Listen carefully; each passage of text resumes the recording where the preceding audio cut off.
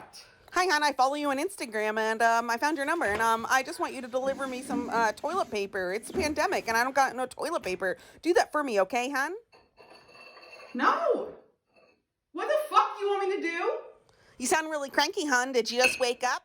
Yeah, what the fuck? I know it's noon. I just woke up. I literally just woke up. You only know me from Instagram. No, you do. You don't know what I'm like. I'm a goddamn mess.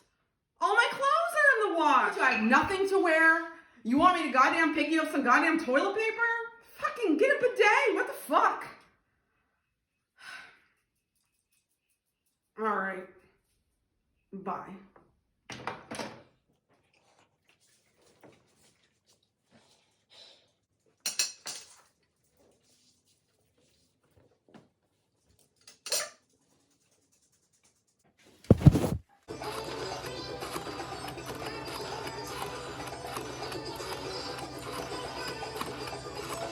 Be right there, bitch.